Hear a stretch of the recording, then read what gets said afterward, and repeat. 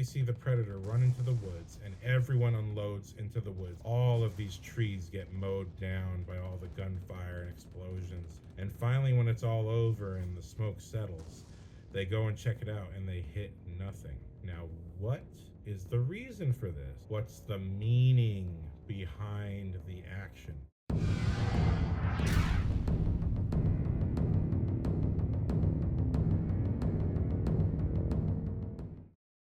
Aloha, young filmmakers and storytellers. I'm Matthew J. Salanoa, director of the award-winning 007 I Only Need One, filmmaker of over 17 years. And welcome to my podcast, Action Movies, Storytelling Through Action.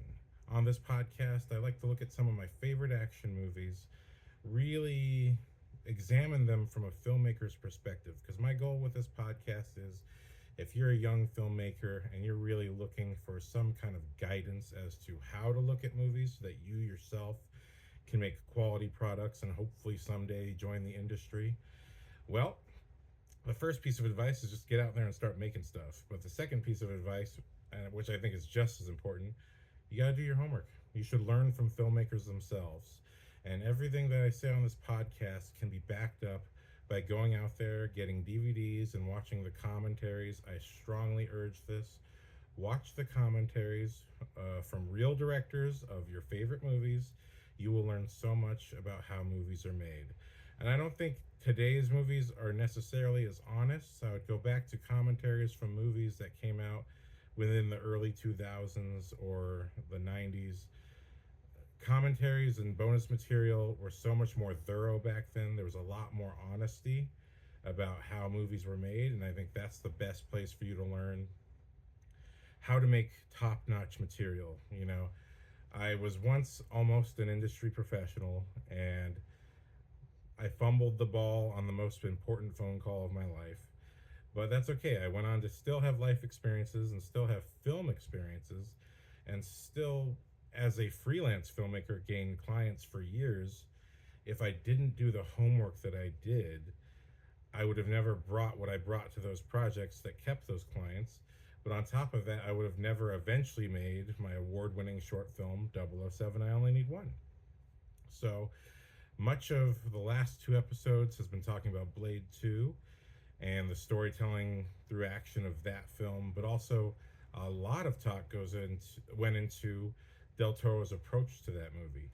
So much of that is very much fundamentals. I really strongly believe in getting your fundamentals down on what matters for making an action scene, that makes sure that the action scene has some level of importance to the scenes around it. You know, how you get into it, how you get out of it, why is a character fighting a certain way, that all of that contributes to the experience that the audience has. And let's not forget that at the end of the day, we're trying to give the audience a very well-rounded experience. But the only way you can give the audience a well-rounded experience and make them feel your movie is to truly know what the tools are at your disposal. I think there's a lot of fan films out there. I've made one myself, and I'm very proud of mine. And if you don't like it, that's totally understandable. But I do feel like when I approached mine, there was a keen eye toward how filmmakers make movies. That's how I approached that movie. And I'm going to get a little bit into that.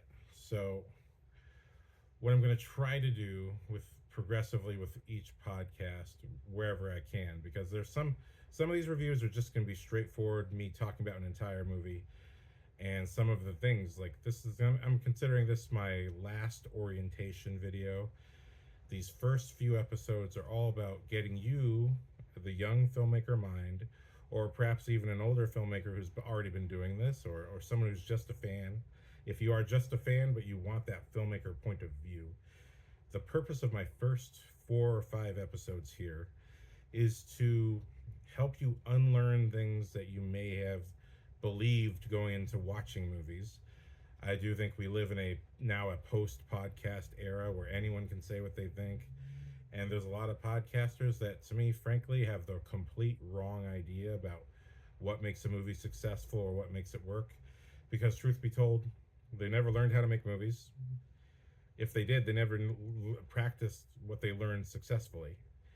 And what they are filled with is a lot of resentment and, frankly, just a lack of understanding. Like, so many podcast reviews. The reason I'm making this podcast, so many podcast reviews, they say the word plot like they think that matters. That's an audience thing. The audience who does not know will say that word. Filmmakers say story because you got to know what a story actually is. They say plot, and then they'll have all this analysis that, if you're really paying attention, if you actually know what the filmmaker was thinking, you'll realize half of, at least maybe more than, far more than half, a lot of what podcasters say out there, these movie reviews and all that stuff, they completely miss the mark on what the filmmaker was trying to say. And you may respond to that by saying, well, they put it out there. Isn't that not my right to have a reaction? Well, look, if you're a filmmaker, your responsibility is to no longer worry about the critic. You have to actually learn how the filmmaker does the job. You're not allowed to think like an audience member anymore. You have to think like someone who wants to know how the bread is made. And that's what I'm here to do. That's my mission. And I really want to break the mold that you've been living in that's holding you back. I've already seen it enough times where podcasters I really love, they make a movie or something, and you see that despite all their big talk about how a movie should work and how a story should work, when they make their own movie, when they make their own show, they have no concept of story structure, of presentation, of how you introduce a main character, how you carry an emotional through line. That even if you're doing a comedy, and I will be doing a series on comedies when I'm done with this limited series of action movies. Well, this might, it's planned for this to be limited. But yeah, I am planning to expand to talk about comedies and how they work as well. Because they're the illusion of the amateur filmmaker, and even the filmmaker who might be there but just not getting that success, is that your illusion is that your personal biases and prejudices are what's valuable to the movie. No. You first must learn how a storyteller tells a story, what matters to a storyteller, and especially someone who's successful in that field. You learn that first, and then you fill in what matters to you. And it's got to be what matters to you, not your biases, not your prejudices, because all of that ultimately falls to the side as propaganda. No one wants to be dictated to, except sometimes in a lecture series. But seriously, no one wants to be dictated to. People, when they watch a movie, they want to have an experience where they get to decide at the end how they feel about the movie. But you have to give them enough of a well-rounded experience to do that. But on top of that, you have to understand what is it that the successful filmmakers do in the first place. Have that in your tool belt so that when you're approaching a story, you know what the hell to do. So I'm going to do a little Director 101, and I may have said this in the previous podcast, but I'm going to reiterate for this one. First of all, what's a story? That's what this whole podcast is about. How does action tell a story? For me to even make that make sense to you, you have to agree with me on what a story is. Notice I say story and not plot. I'm going to keep repeating that every single time on this podcast. What is a story? My screenwriting teacher, James D'Alessandro, industry man, he's worked in the industry for years, he said, conflict is character, character is story. What does that mean? A character goes through a conflict. The journey of the character going through that conflict is what makes your story. What is plot? Plot is a device. It is, in many ways, the smallest part of a story. A plot is simply a motivation to get the character to achieve what's called the inner life.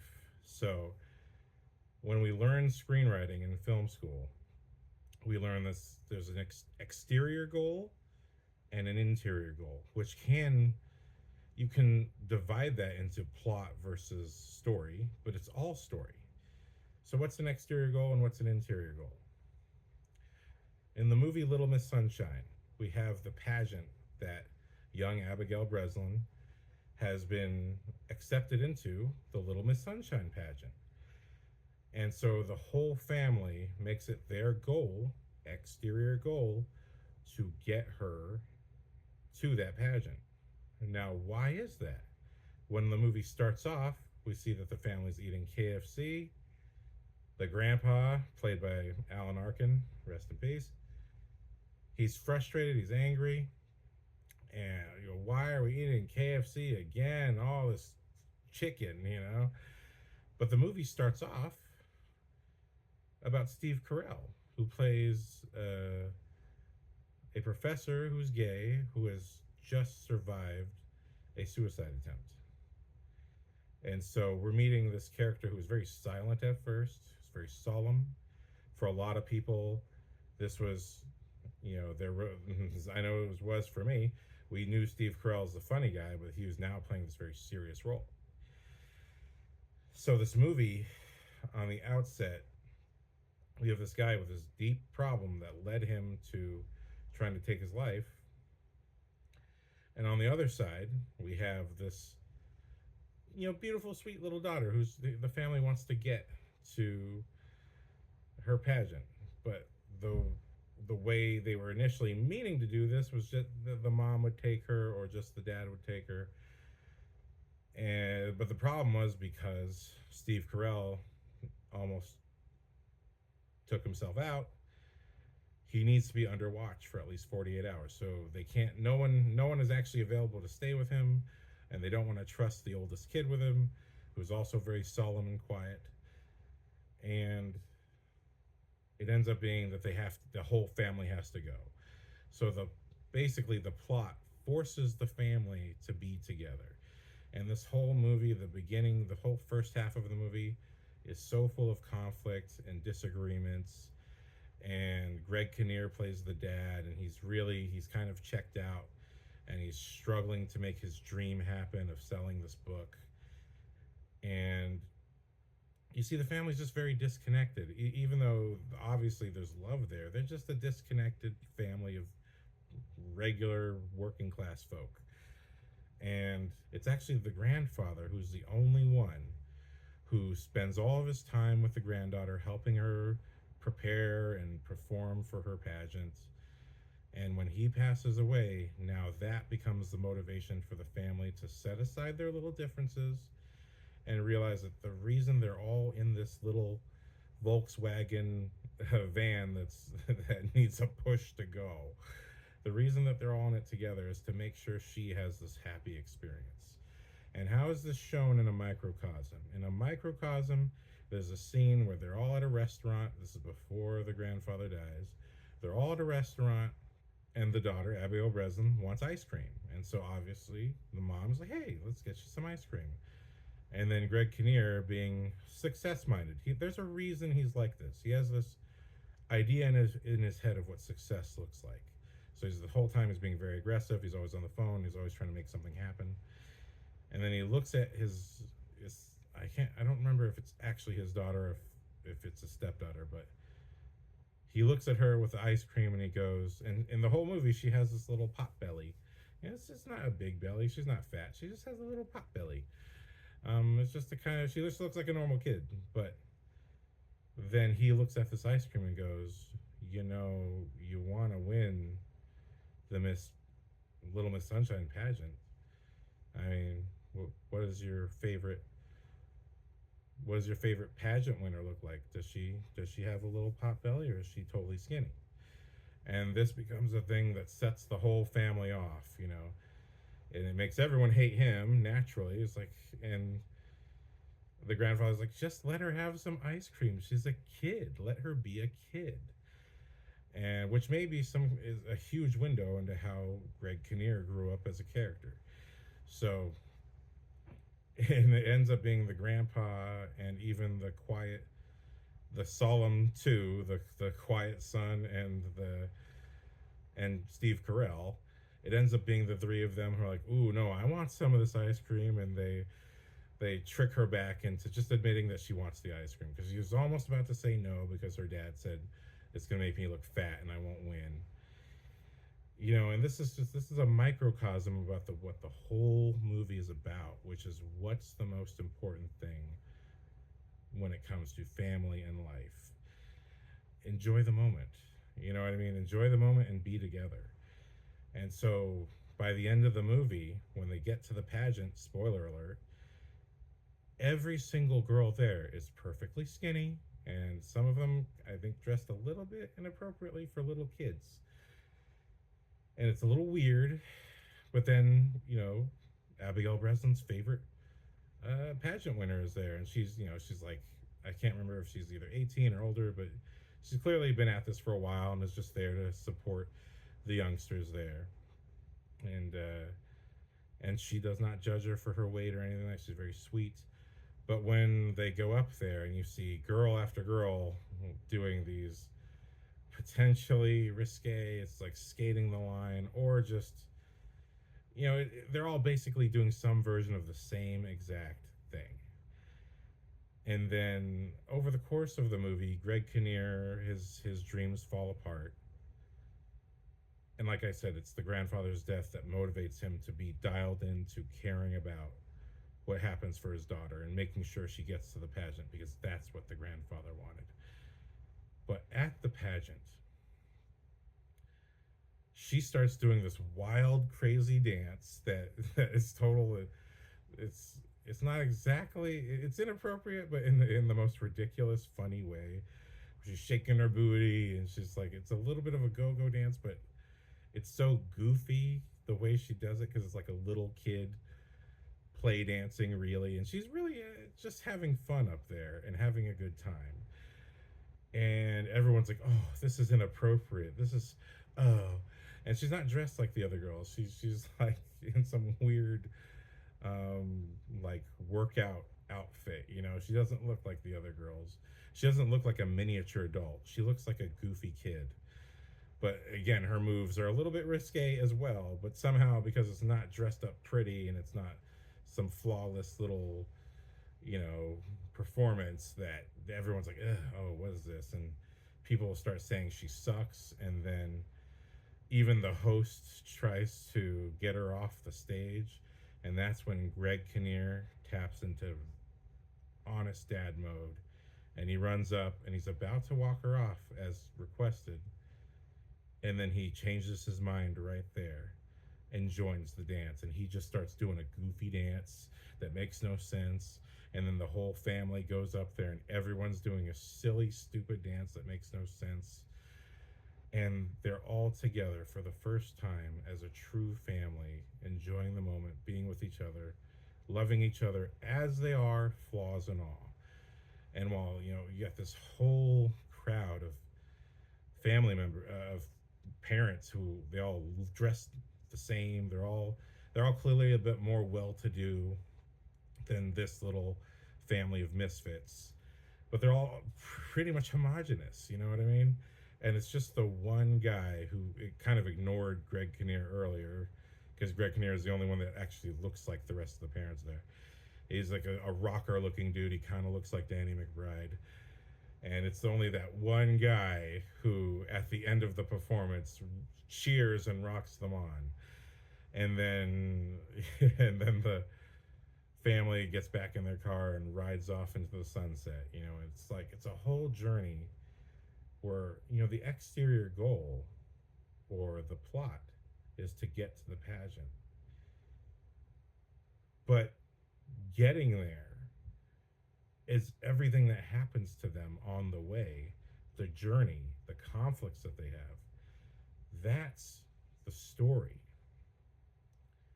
And so, what does plot matter? Is anyone talking about the plot when they talk about Little Miss Sunshine? Oh, when they had to go to the pageant, that was when you knew things were on. You know what I mean? No. And Thunderbolts just came out. The plot was in the beginning. You have to go kill this bad person. Everyone gets stuck in the same place at once, and they're all about to be wiped out.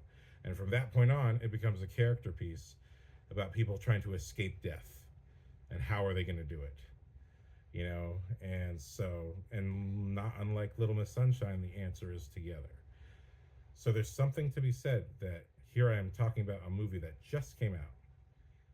It's not too different from Little Miss Sunshine. It's gonna totally win audiences over. I firmly believe in it.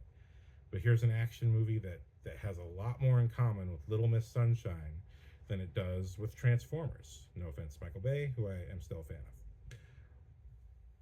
But I just want to get that clear. This is what I mean when I talk about story. And what does the story mean? The title Little Miss Sunshine literally appears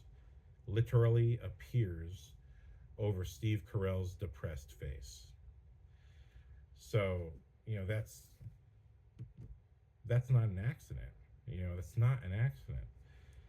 You know, Steve Carell is alone, isolated by himself. We go to meet the family. Each one of them is isolated by themselves. By the end of the movie, they're all together, bright lights on them, everyone can see them. They're all exposed, an exposed nerve, and they're finally actually a family. They're finally together, and that is what family should be. Flaws and all, we love each other unconditionally, and we all get each other where we need to go, because that's what matters the most. And I firmly believe Steve Carell, now having this true family experience, will probably not try to hurt himself again, because now he knows he's not alone. And every single character has their moment of feeling like it's just them against the rest of the family or against the world. Same with Thunderbolts.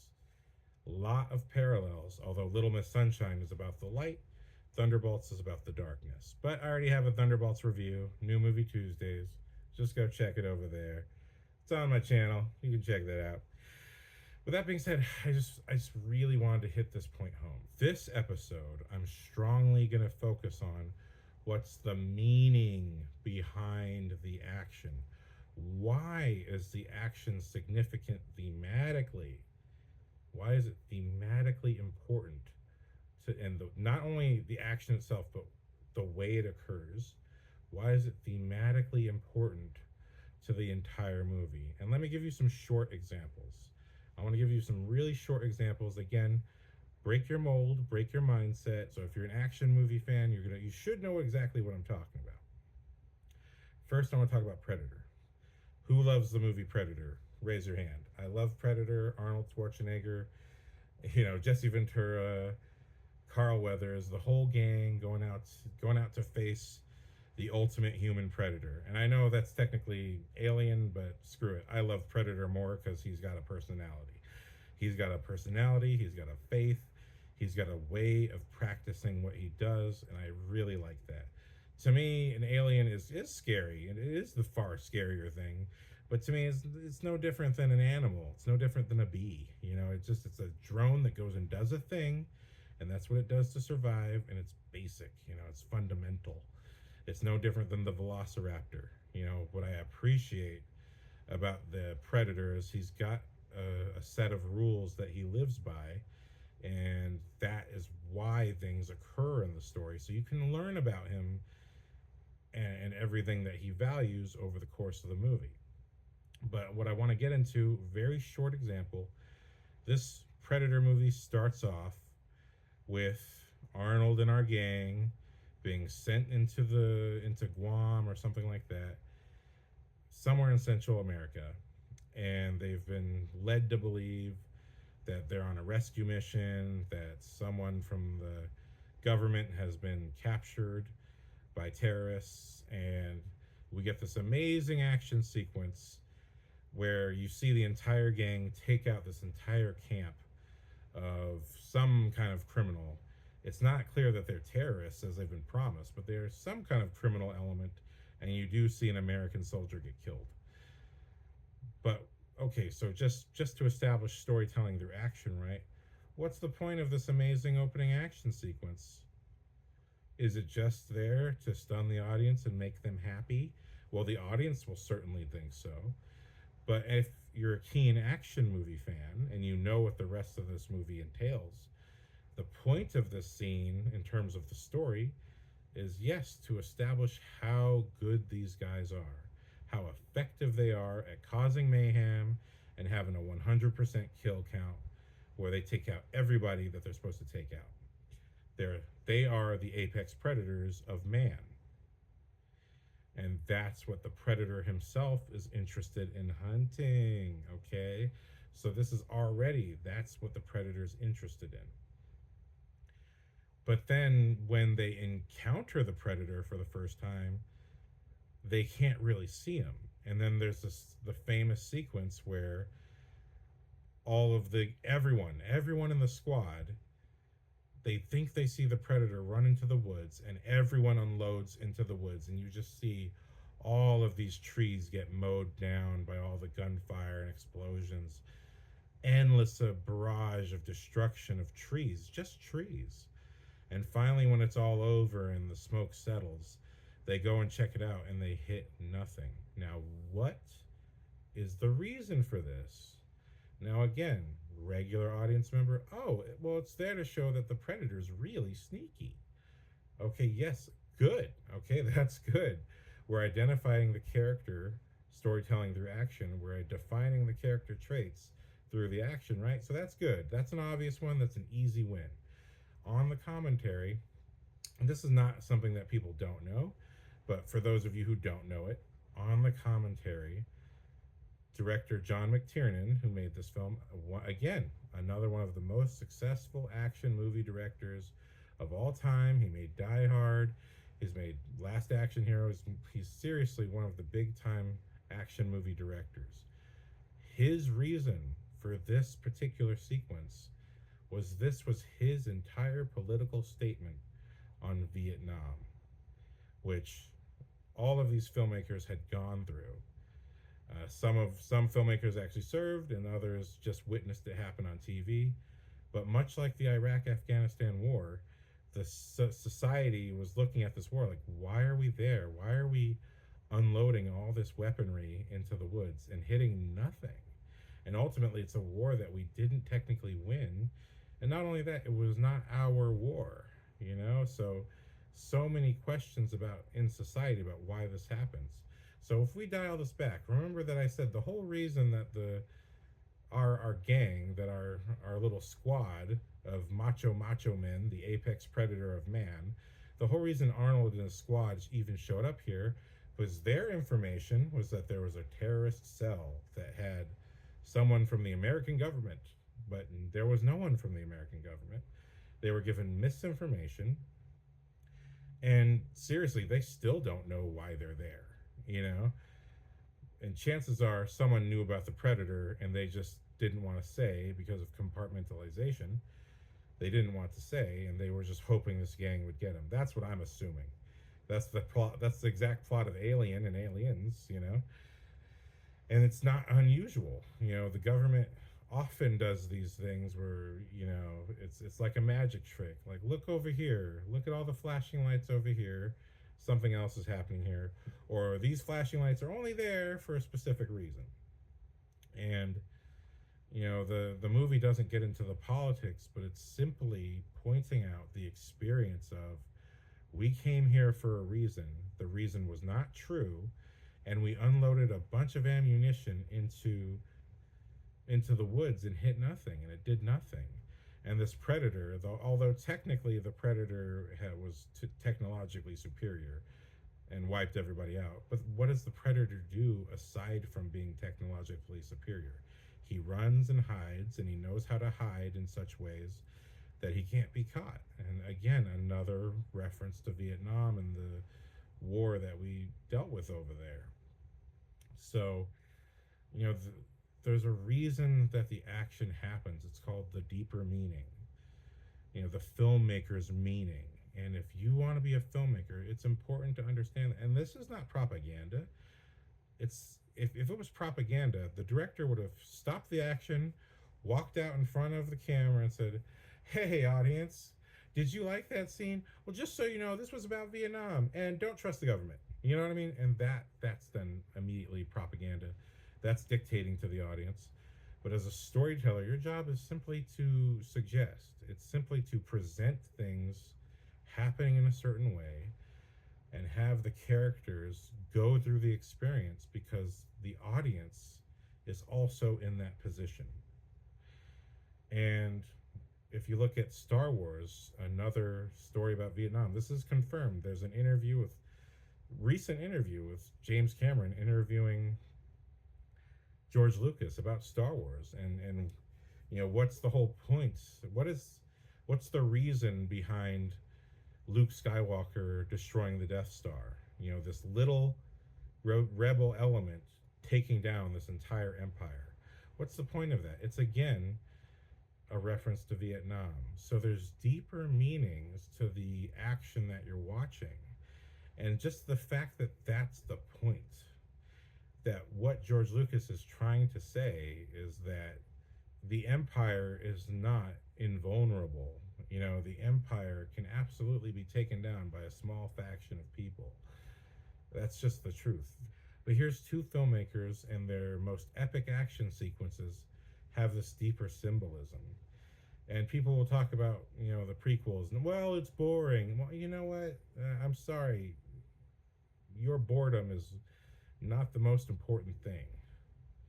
Sometimes stories take their time to show you things because there's a point to them. Maybe you don't agree with the point. Maybe you don't want that point expressed in the movie. But that's not your choice. The filmmaker is doing it so that you can look at what's going on, and so that you can kind of share in a perspective and see how things occur.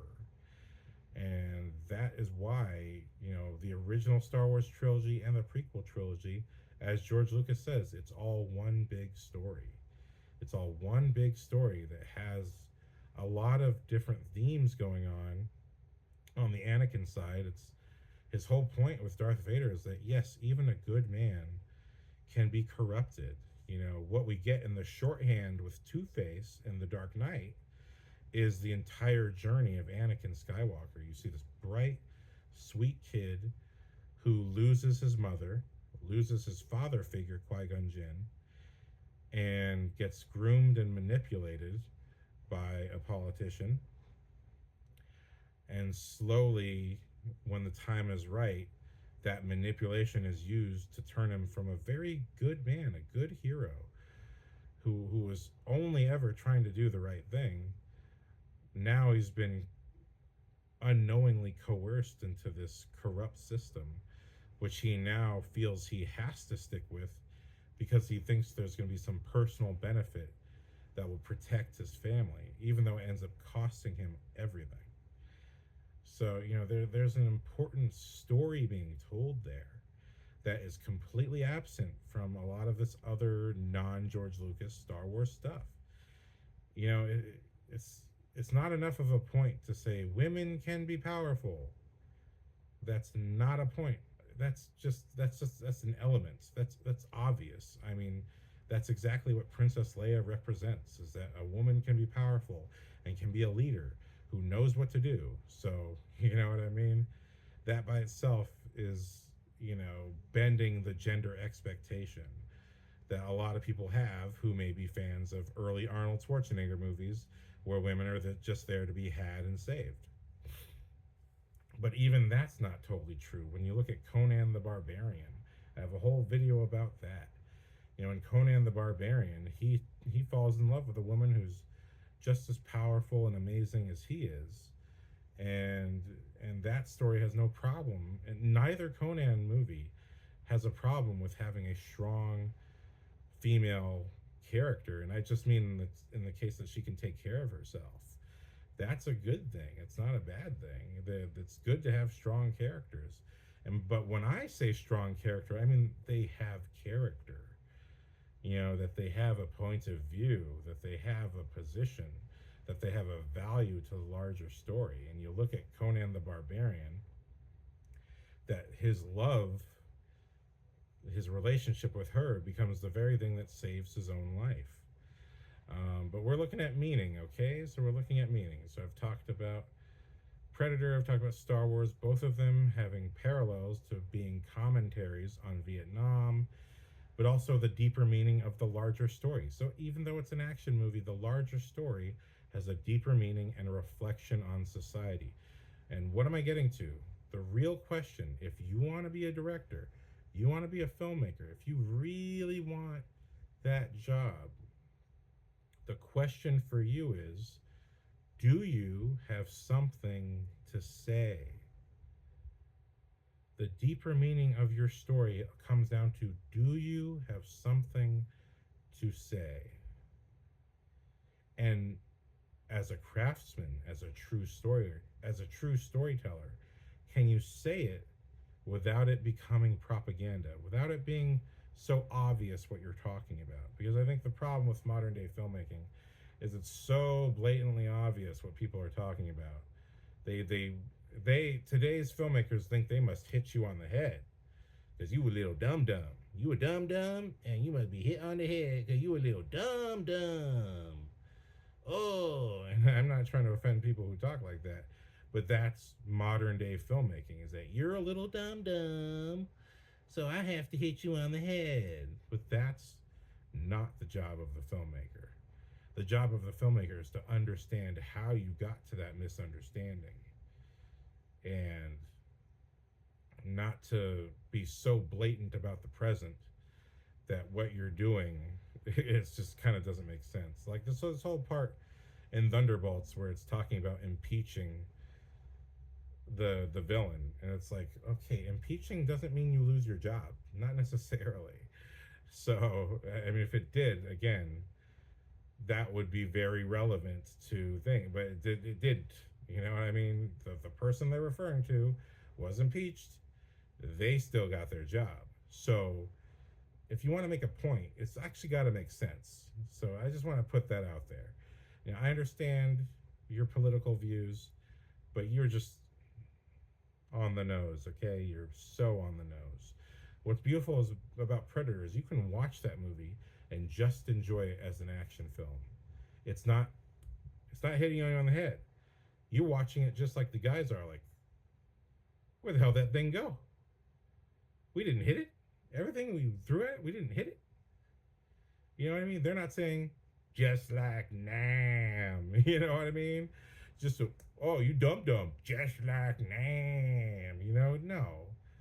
Because the movie still has to be universal and speak across time. That's what makes it timeless. But when you say things that are so blatantly on the nose, you know the audience is going to be sitting there and they may develop even a false belief off of what you're saying. So as I'm saying, just because you're impeached doesn't mean you lose your job, obviously. So that whole bit of dialogue was very pointed, very on the nose about current times. It was going out of its way to be, and I just gotta say, this is why people don't respect the opinions of filmmakers. I'm sorry, but this is exactly why. This is why it's also not stated. That's why it's not stated until years later when it's in the commentary. Oh yes, this was the reason for that. Because if you can tell as the audience member, then you know it's in the present, you know it's current. And then then you may sway the audience away from even paying attention to your movie. You know, it would have been just enough to say, I'm going after your job, you need to be fired, or you need to be replaced because you're clearly into corrupt dealings. That's enough. Just keep it universal. Because once you go to specific things that refer to the present, that may mean nothing to the future. You know what I mean? So, just stating that. So, finally, The Matrix. Okay, I'm going to talk about the final battle of the Matrix Revolutions, which is something. Well, actually, it happens twice, right? In The Matrix Reloaded, we get introduced to Agent Smith. He was the bad guy of the first Matrix movie. He was technically destroyed by Neo, but he's returned, and now he has some kind of glitch or error in his programming that allows him to duplicate himself onto other people. And in essence, the Burly Brawl in The Matrix Reloaded is about Neo fighting 100 other Agent Smiths, because Agent Smith keeps duplicating himself. He'll run into a person and duplicate himself over them, essentially absorbing their memories and who they are, but now they're him. And the final battle of the Matrix Revolutions is about Neo versus the ultimate Agent Smith, who's absorbed the power of the Oracle, who we learn across the story is one of the ancient programs who designed the Matrix. So he's really got an all powerful piece of code. But they're fighting and being witnessed by all the other Agent Smiths, all these duplicates. And when we get to that scene and Neo's in the hole, he's in the giant hole because they've been fighting in the air. This is our first Superman battle, genuine Superman battle in 2003. Granted, we had it in Superman 2, but for modern day audiences with modern day technology, this is our first like legit Superman battle. I still love it. It's so amazing. It's one of the most amazing action sequences of all time. Neo versus Agent Smith at the end of Matrix Revolutions. Morpheus, he fights for us. You know what I mean? God, I love that cast. Lawrence Fishburne, Carrie-Anne Moss, everybody. But when Neo and Agent Smith, when their battle takes them to this crushing, destructive crash where they crash into the ground and they're in this huge crater and all the Agent Smiths stand around them. And our Agent Smith Prime, who's taken over the Oracle's body, who's the only one physically powerful enough to take on Neo, he asks him why he fights. Why do you keep fighting? And Neo says, because I choose to. Now, this sounds very basic and very simple. And honestly, the audience reaction to the multiple Agent Smiths was very mixed. And CinemaSins would say, oh, you were so lazy, you just copied and pasted the villain over and over and over again. But let's consider the symbolism.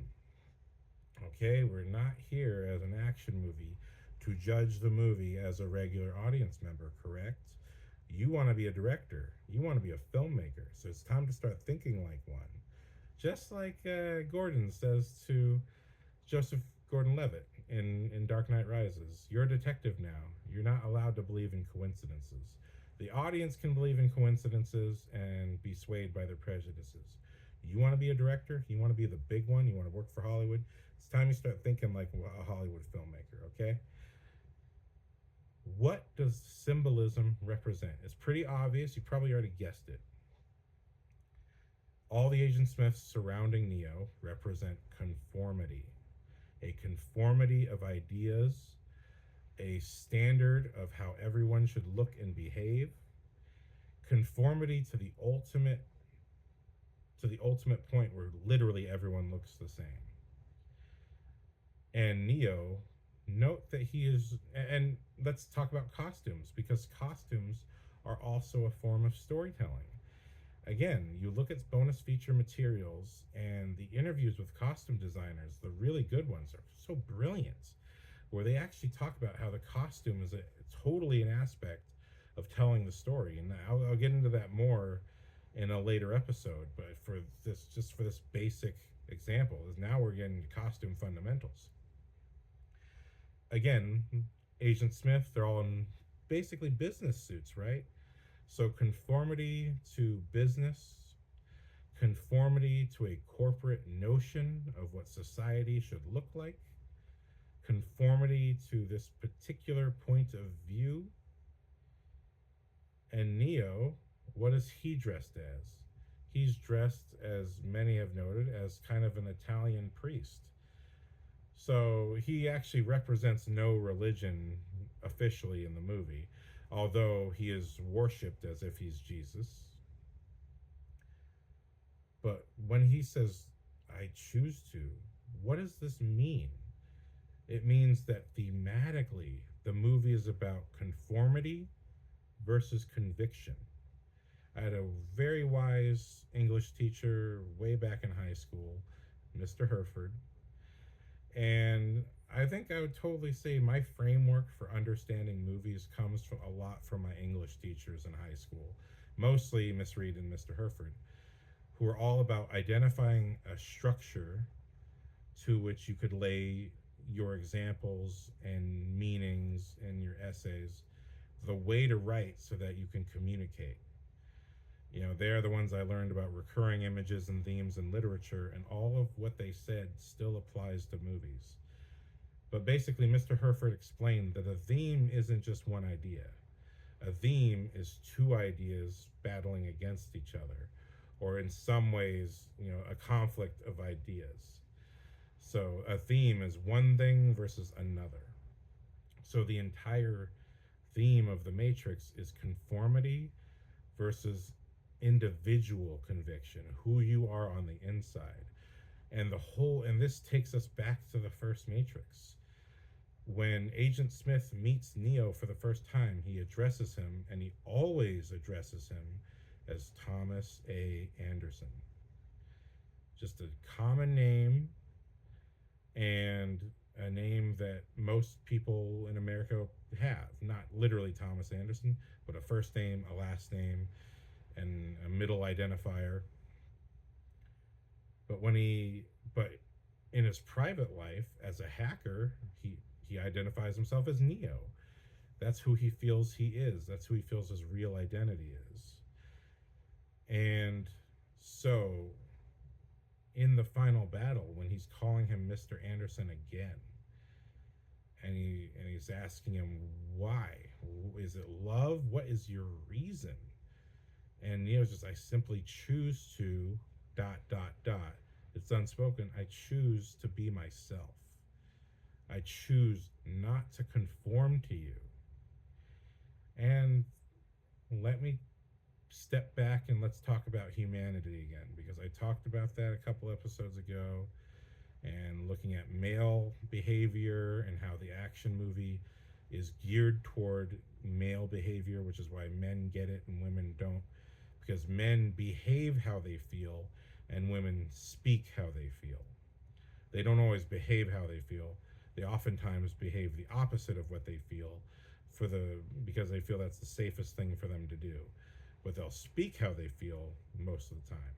And that's kind of the cat versus dog mentality of the genders.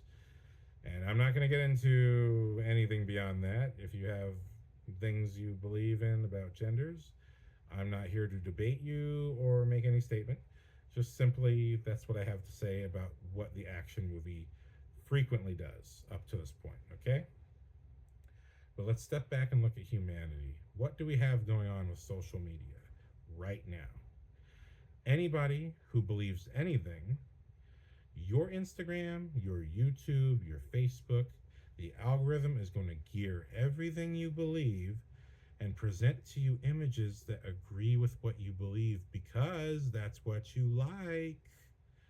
That's what you like. So you don't even know that worse than television channels now, the algorithm is funneling your conviction to fit this algorithmic conformity. So my personal feeling on politics, and why I do not talk about politics on my channel, is that my feeling about politics is that society treats it like a football game.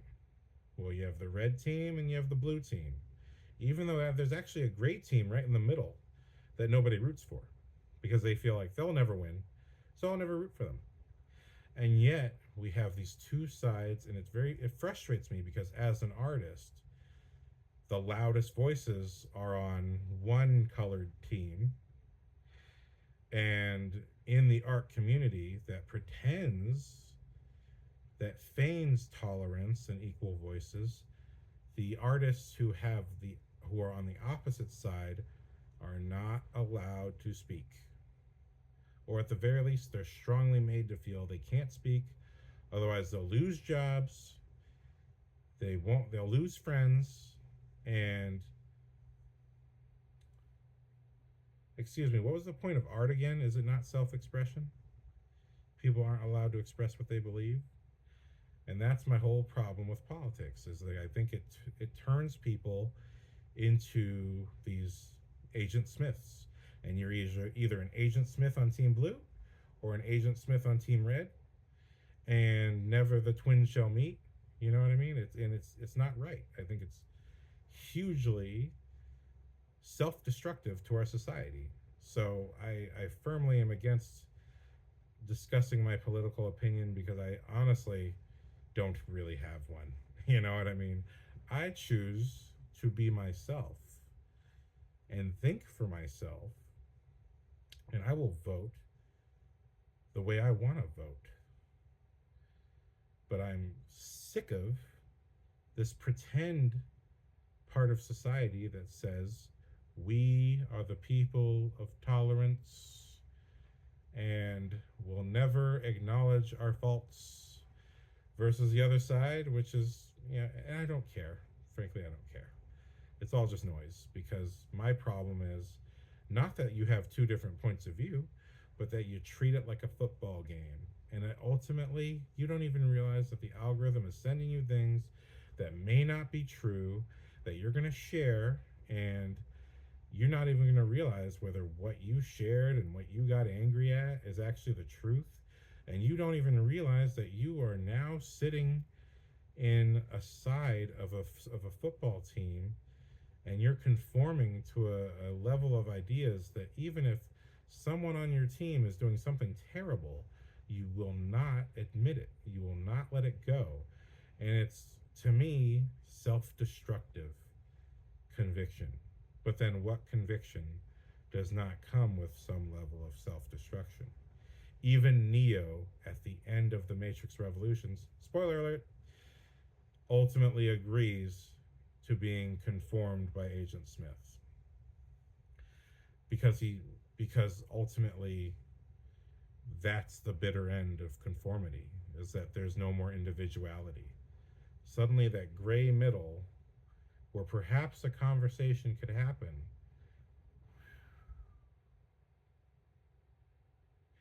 So it's something to think about. The deeper meanings of the Matrix is talking about conformity versus, I say, specifically individual conviction. Because each of the rebels really is their own person. You know, they may be on the same team, but they're all their own people. And they have their own points of view. And that's what makes them the rebels. They're literally fighting for the chance to have their own point of view. And if you look at the deeper symbolism of the deleted material, that the character Switch, who is this albino female character in the first Matrix, there's a deleted scene where in the Matrix, she's a woman, and in the real world, she's actually a man. So this is deleted because actually the studio just thought this is, now the movie's already confusing. You're just really, like, people are going to spend too much time wondering about that and not paying attention to the rest of the movie.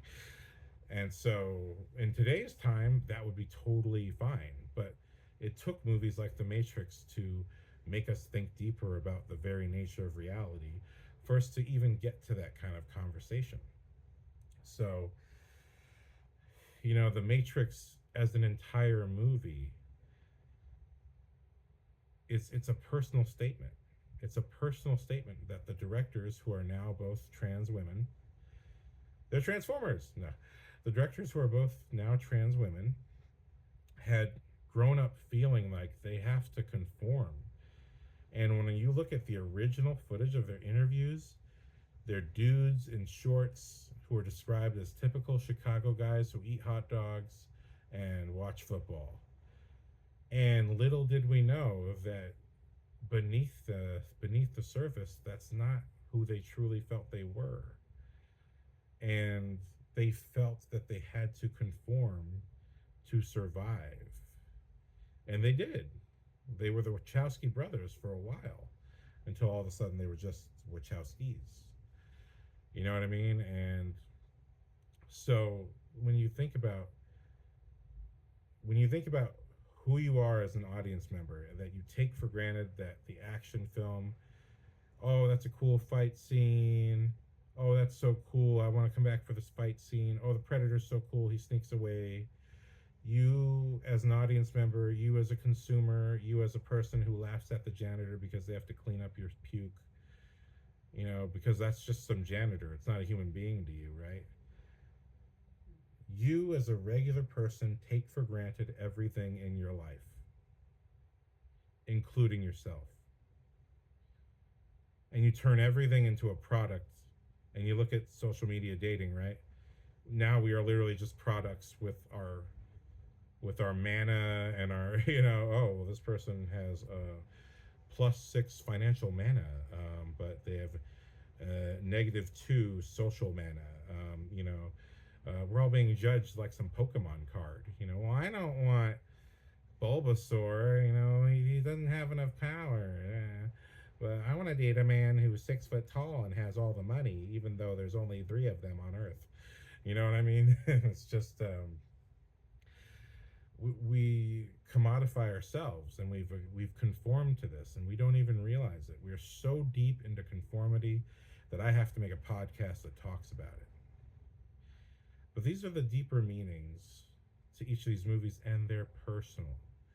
The Matrix, this groundbreaking action movie that made you question the very nature of reality itself, and that's all that you thought it was there for. The point of the movie is that regular average citizens have this inner self that they want to be, but they feel that to fit in their neighborhood, to fit in their family, to fit in society as a whole, they must conform to a role that fits them, that fits that given environment that they're in, including their beliefs, their entire belief system, whether they truly agree with it or not. Conforming completely to a belief system. Doesn't matter how many examples are that disagree with those beliefs. It's a belief system, right? Conformity of your belief. And ultimately just to realize that's not really who I am. But this is a personal statement from the director saying that's not who I am. And if you look at Neo and Trinity, and they really look very similar to each other. And so even that is symbolism of learning to love oneself. And that they are very similar to each other. They are male and female, but they both have black hair. They both have similar weight and heights. And they're both these kind of quiet oddities. And they can only appreciate each other because they're both these quiet oddities that even though Cypher is in love with Trinity, he's just not like her in the way that she can love. He's a total different beast, and he ends up being a traitor. He ends up being a traitor because he chose this path of individual conviction and found out that it was hard, it was gross, it was stinky, and the one person that he loves in this entire world doesn't love him back. And so being in the real world, it just was a loss for him. So there's deeper character reasons for things happening as well. But there's a whole point. In the first Matrix, probably the most important scene is the sidewalk training sequence where you watch, it's inside the construct, so it's not actually in the Matrix, but it's made to look like they're in the Matrix. You're seeing Neo and Morpheus walk across the street when the light turns green, and this massive herd of pedestrians is going back and forth, and you see a lot of twins, right? Twins not representing literal twins, but just that they're copy and pasted in a computer context. It's just copy paste, copy paste, copy paste. But on top of that, again, it's another form of conformity, that there's people that are just identical to each other. But when we're passing these identical people, that's when Morpheus says the lines, most of these people are not ready to be woken up. Some of them are so inured, so attached to the system that they will fight to defend it. And that's the nature of the conformity. And hence it being so important for people to truly be who they are, whatever their individual self is, and break out of whatever they feel they have to agree with in their family, their social life, all that stuff. There's so many layers of that. But also, even then, think about what the story is about. It's a personal statement about how the writer-directors of the story feel that, man, I have to be a man for society to accept me. And I will keep being a man as long as society accepts me. And, I'm not going to get into the political angle of this, you know what I mean? So this is just what I want to say. Like, you as a filmmaker, you, if that's the path you want, and if you want to be like the greats, I'm saying the greats because that's who I study. All right, I study people because I'm a blockbuster guy anyway, but I study the people I consider to be the greats. And the greats, they have something to say. And so this is my homework for you today. My homework for you today, and I hope you did the homework in my other episodes. My homework for you today is to come up with a story. You don't have to tell me what it is. You come up with a story. Do you have something to say? And can you say it without being on the nose? Can you say something very specific that's still kind of universal? Can you pull off that trick? Because that's what they did in The Matrix. That's what they did in Predator. Do you first ask yourself if you have something to say? Because part of art is having something to say. And then, can you say it? So, this is not a homework that I need you, or I'm even asking you to leave in the comments this time. I hope you did the homework from the last two. But if you did the in-camera editing homework, that was my first assignment. That's cool. I'm still hoping to see that. And for your next short, I would like you to really think very deeply about something personal. And I mean personal, not political. What do you have to say? Because The Matrix wasn't on the nose. It didn't end with, oh, and just so you know, let trans people be whoever they want to be, blah, blah, blah, blah, blah. No. Because they understand, the movie understands there's a lot of people who conform for the sake of fitting in. And I'm going to refer to a podcast to some people I used to know. Something I suspected was true, but it was confirmed by watching this. There's a person I used to know who has a podcast. He's black, and he talks about how sometimes he feels pressured to talk ghetto or talk street around other black people because he feels that they will think less of him as a black man because he doesn't talk like them. And I suspected this about him because I think I saw it happen once. And I was like, where did that come from? You have not once ever talked like that in front of me. And look, I went to schools where everyone was from the ghetto or from some poor part of the neighborhood where everyone talks street. So I've never heard you talk like that. So what did I just see right here? And there was just other telltales where I could tell this guy wants to fit in, and fitting in is more important to him than saying what he has to say. And that's partly why I'm saying all of this. I want you, whatever your form of conformity is, your homework, make a short film. It can be a minute long. It can be 5 minutes long. Keep it real short about something personal that matters to you. But say it without saying it, okay? Don't ever state what it's about. But it's got to be something that, and I mean personal. It can be autobiographical. It can be a situation that you were in, like what I just described. Or, it can just be the concept of something you feel in your life, like The Matrix, where it's about the director's feeling trans, except that, the society wasn't ready for that. So they had to wash it over with the whole just concept of simple names. I'm Neo, not Thomas Anderson. You know what I mean? So I want you to think about, what do you have to say? Because if you want to be a director, it doesn't matter if it's just the short film or if you get the opportunity to make an Avengers movie. You must still have something to say. It is so crucial that you not let go of whoever it is deep down inside that you wish people could see. Because every film, every movie that's made that's successful, Well, not all of them, but a good amount of them. The ones I'm talking about, every single one of them has something personal that the filmmakers either felt or mattered to them that went into the making of that movie, whether it was the entire movie itself or just how they approached the movie.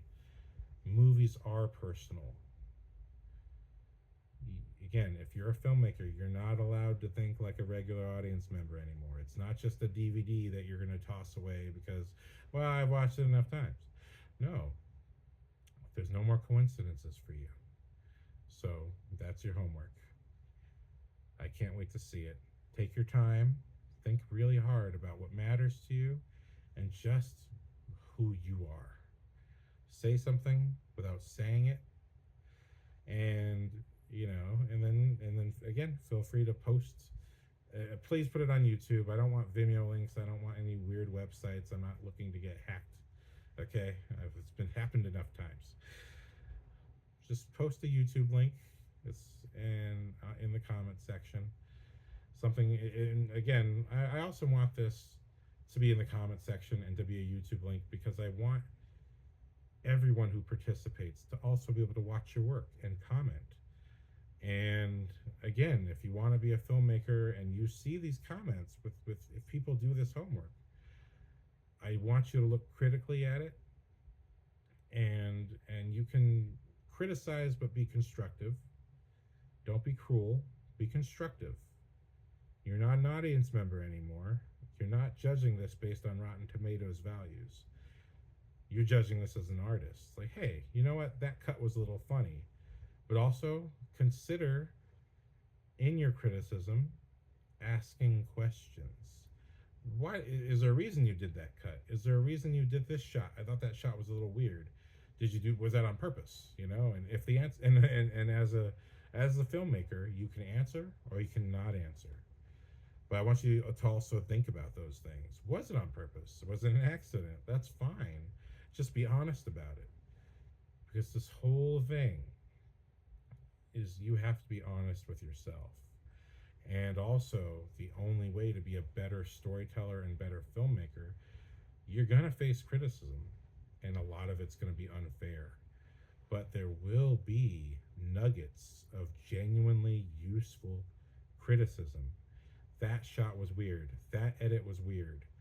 It really took me out. And then when you look back, you got to ask yourself, was there a reason you did it? Because if there's a genuine reason, that's fine. But also, maybe they're right. Maybe the next one, think about that edit. Think if you're facing a similar edit, think about it. Okay, why am I doing this edit? Why am I doing it that way? So that's what I have to say. That's your homework. A little bit of housekeeping before I go. I have a podcast called New Movie Tuesdays, so I'll be doing my best to keep up with that. I might have a job coming up, we'll see, and if I have that job, it may affect the delivery of these podcasts, but I'm going to try to keep this going weekly, okay? So, if you've been watching, thank you very much. I hope you got something out of it, and if you do the homework, I'm very excited to see whatever you deliver. I am on TikTok and Instagram, where I will do supplemental videos where I'll be referring to things I talk about here in the podcast, but sometimes I'll also say something that I either forgot to mention here in these videos, or I'm just throwing in a different example. So there'll be something for you if you've already watched these videos. I'll try not to overlap too much, but my goal is to just make sure every single content that I put out is in every way useful. Like you're not going to just hear the same thing over and over again. I'll try to come at it from a different angle that I didn't remember to say, or that's just useful that I didn't even think of to say when I did the normal podcast video. But thank you for watching, and I hope I see you next time. Mahalo and aloha.